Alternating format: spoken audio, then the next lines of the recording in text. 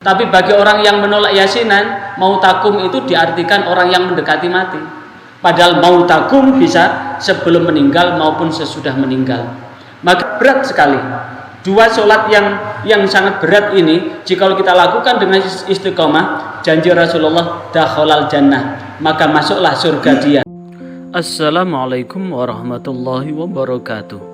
Salam jumpa dengan Suluh Berkah Channel. Kali ini liputan Istighosah Kubro yang diselenggarakan Ranting NU Gedung Beluk. Kali ini menyampaikan pesan-pesan tentang hikmah majelis zikir, jaminan surga, dan ikhtiar untuk dijauhkan dari api neraka. Bagi Anda yang baru bergabung, jangan lupa subscribe, like, dan komen untuk keberlanjutan dari tali silaturahim kita. Selamat menyimak dan menyaksikan.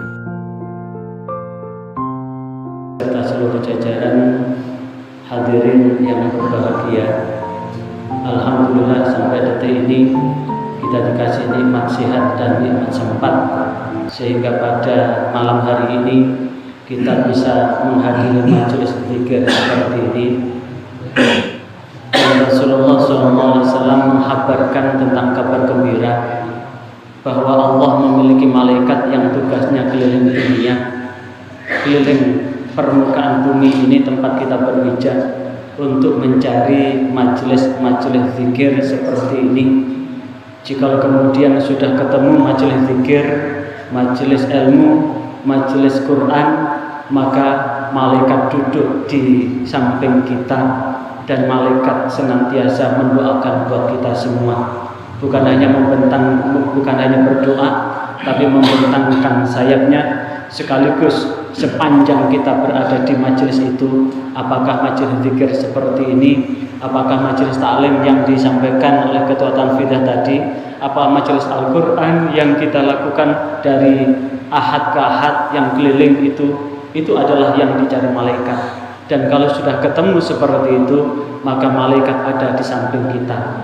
Maka jikalau kita tadi berangkat betul-betul libtigha maradatillah, betul-betul mencari ridha Allah, saya yakin dengan seyakin-yakinnya kita yang duduk di tempat ini, setelah kita membaca kalimat thayyibah tadi, kemudian kita lanjutkan dengan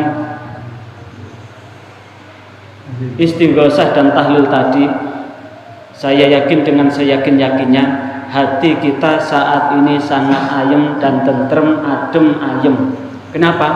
Karena malaikat senantiasa mendoakan kita semua. Dan untuk melengkapi ini semua, bersyukur kita dilahirkan sebagai seorang muslim yang lahir di tengah-tengah Jam'iyah Nahdlatul Ulama. Jam'iyah, satu organisasi yang menaungi jamaahnya, yang tidak mengajarkan merasa benar sendiri, yang tidak mengajarkan untuk memudahkan memusyrik-musyrikan saudaranya, tapi mengajarkan dengan hikmah kebijaksanaan yang seluruhnya, jika diteliti, seluruhnya ada dalilnya. Yasin, tahlil itu seperti ini memang tidak ada di zaman Rasulullah. Tapi kalau kemudian kita perinci, ada hadisnya tentang istighfar, ada hadisnya tentang sholawat, ada hadisnya kalimat thayyibah, ada hadisnya kalimat tahlil. Seluruhnya itu kalau diperinci sahih semua. Cuma dirangkai seperti ini sebagai apa? Rangkaian. Dalam rangka apa? Mendatangkan malaikat-malaikat Allah. Karena malaikat-malaikat Allah itu mencari majelis seperti ini. Dan ini kita bersyukur. Termasuk ketika ada orang meninggal, kita bacakan Yasin dan tahlil. Jelas sekali di dalam hadis riwayat Imam Ahmad, faqra'u ala mautakum, bacakanlah kalian semua ala mautakum, atas orang yang meninggal di antara kalian. Tapi bagi orang yang menolak yasinan, mautakum itu diartikan orang yang mendekati mati. Padahal mautakum bisa sebelum meninggal maupun sesudah meninggal. Maka inilah yang sebetulnya patut kita syukuri. Sekaligus melengkapkan majelis zikir kita seperti ini. Di dalam hadis yang diriwayatkan oleh Imam Bukhari dan Imam Muslim, man shallal barodain, siapa yang sholat barodain. Apa itu barodain? Dua waktu yang sangat berat untuk kita laksanakan. Yaitu apa sholat barodain itu? Sholat subuh dan sholat asar. Siapa yang sholat barodain, sholat subuh dan sholat asar, sholat yang sangat berat buat umat Islam, sholat yang sangat berat buat kita. Kenapa? Bagi orang yang tidur terlalu lelap, yang lihat sepak bola sampai malam sekali, maka sholat subuh itu berat sekali, apalagi waktu berdiding. Asar pun begitu berat. Kenapa? Habis kerja keras, habis dari tambak, habis dari kantor, berat sekali.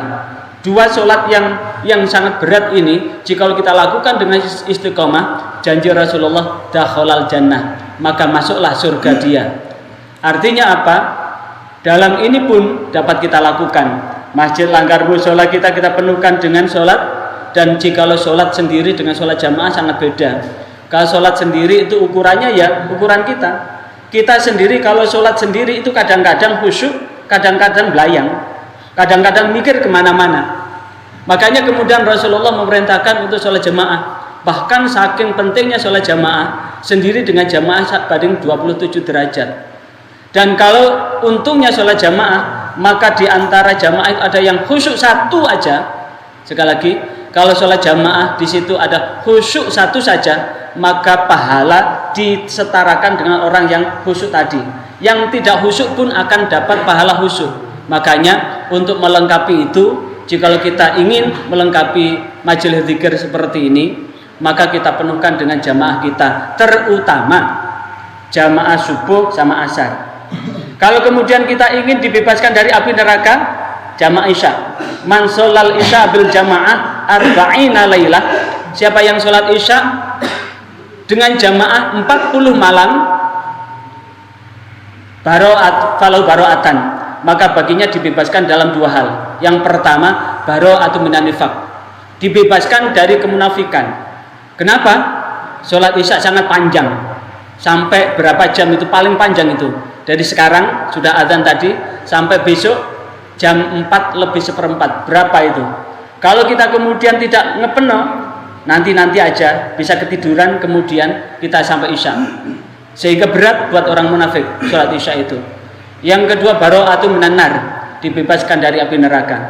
Maka kita melengkapkan jamaah kita mulai subuh, asar, isya.